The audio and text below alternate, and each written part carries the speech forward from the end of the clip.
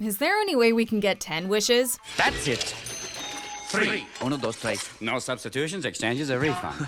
Welcome to MsMojo, and today we're counting down our picks for the top 10 things we need to see in Aladdin 2019. What do you need? What do you need?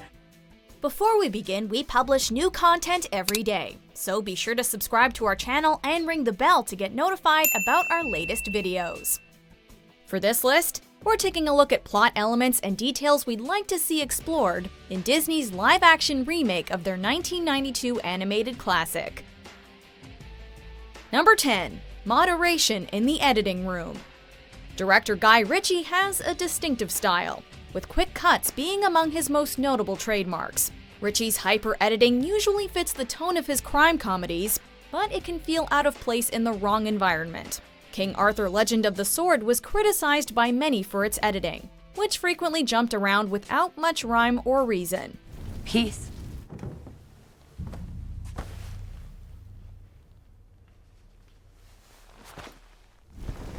For a while. 2019's Aladdin will reportedly take a non-linear approach, which has us a bit concerned. He's a little punch drunk.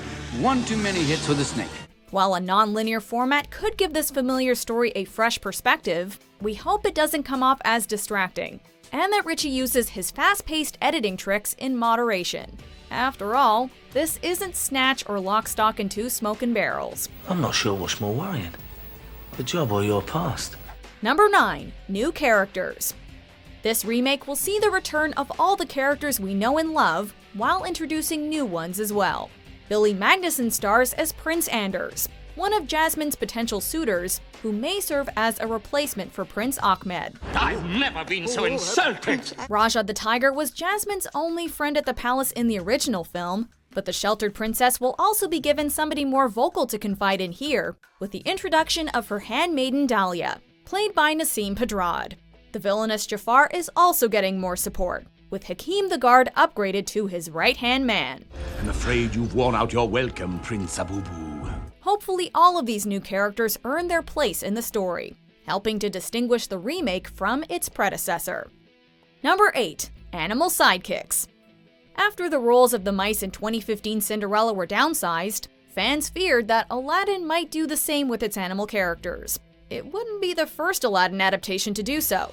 The Broadway version understandably cut Abu and Raja entirely, and turned Iago into Jafar's human assistant. Fortunately, it's been confirmed that all 3 animal scene stealers will make appearances in 2019's live-action film. While we imagine Abu and Raja will remain silent characters, it's hard to picture Iago without Gilbert Gottfried's voice coming out of his beak. Look at this! Look at this! I'm so ticked off that I'm molting! Whatever the filmmakers have in store, we're glad these characters are on board for this magic carpet ride. Number 7. More development for Jasmine. There have been some truly empowering Disney princesses over the years, while others were products of bygone times.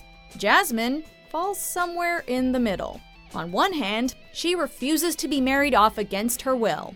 All of you, standing around deciding my future? I am not a prize to be won. On the other, we never learn what she plans to do with her freedom after her escape from the palace. And when she returns, she essentially settles back into the pampered princess life. This remake could provide more insight into what Jasmine wants out of life, besides the desire to fly free like a bird. In addition to changing the marriage law, maybe she has other aspirations that could make Agrabah a better place. The law is wrong. Number 6. Shining, shimmering, splendid visuals. I can show you the world.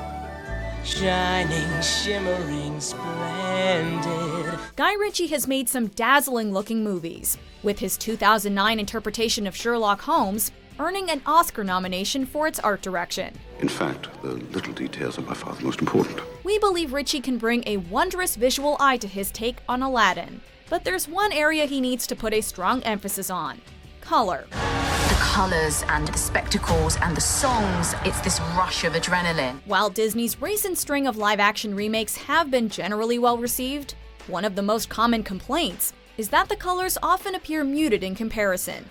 The original Aladdin had colors so vivid that they practically popped out at the audience. If this remake sucks out all the color, much of the magic will be drained too.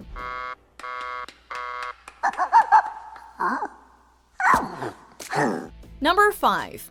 A fix for the original film's greatest plot hole. 2017's Beauty and the Beast corrected some of the original film's biggest head-scratchers, like how the prince's subjects forgot all about him. The prince and his servants were forgotten by the world, for the enchantress had erased all memory of them from the minds of the people they loved. Likewise, Aladdin could patch up its predecessor's most gaping plot hole.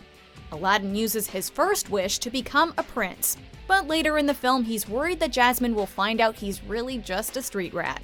What if they find out I'm not really a prince? What if Jasmine finds out? I'd lose her. So does that mean Aladdin technically still isn't a prince even though his wish came true? Genie later tells him that he can make Aladdin a prince again. Just say the word and you're a prince again. Meaning that he was a prince at one point but isn't anymore. For some reason, it's all pretty confusing. And this new version could do a better job at explaining the logistics. Number 4. New takes on classic songs.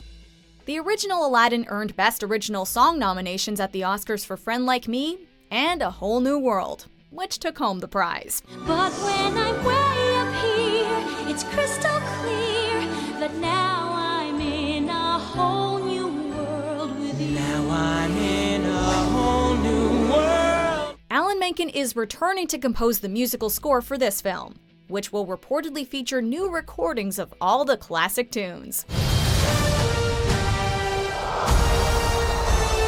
We can definitely imagine rapper Will Smith bringing a fresh voice to numbers like Prince Ali. Genuflect, show some respect, down on one knee. Naomi Scott, who plays Jasmine, also comes from a singing background, having recorded a few singles before hitting it big on the silver screen. Although Mina Massoud described himself as, quote, an actor first, he's been training to perfect the singing chops and dance moves required to play Aladdin, keeping one jump ahead. Here goes, better throw my hand in, wish me happy landing. All I gotta do is jump! Number 3. Whole new songs. In addition to the classics, this remake will also include new numbers from the songwriting duo Benj Pasek and Justin Paul, who won a Tony for scoring Dear Evan Hansen and an Oscar for scribing City of Stars from La La Land. City of stars, are you shining just for me? Their musical contributions to Aladdin include a solo for Jasmine and a duet between our leads, as well as a new verse of Arabian Nights.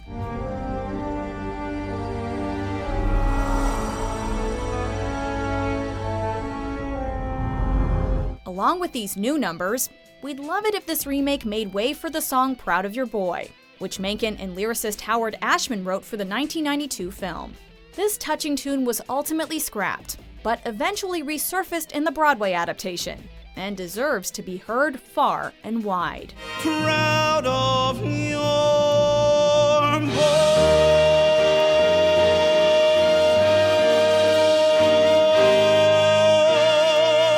boy. Number 2. A diverse cast. During the development stages of this remake, producer Dan Lin asserted that Disney and Ritchie were striving to assemble a diverse cast. This seems to have been realized in the choice of Egyptian-Canadian actor Mina Massoud for the title role, as well as the filmmakers' picks for the Sultan and Jafar.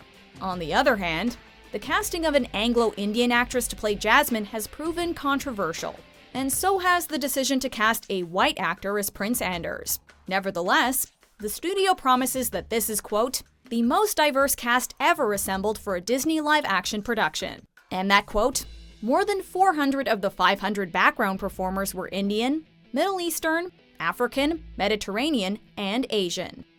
Number 1. A unique spin on the Genie. Wait a minute. I'm your master? That's right, he can be taught.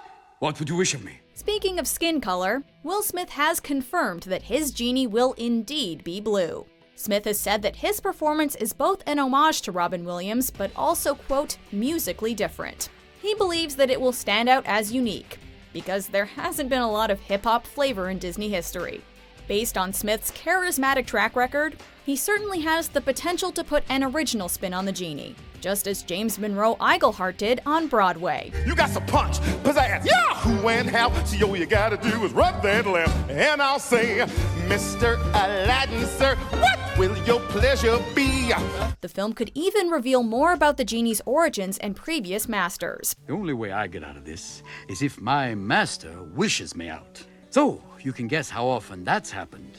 And since this is a Disney film with a hip-hop genie, we think there's definitely room for a Kazam reference. So listen to the man, cause I'm the Sultan of Sand. Is that it? Do you agree with our picks? Check out these other great clips from MsMojo and be sure to subscribe and ring the bell to be notified about our latest videos.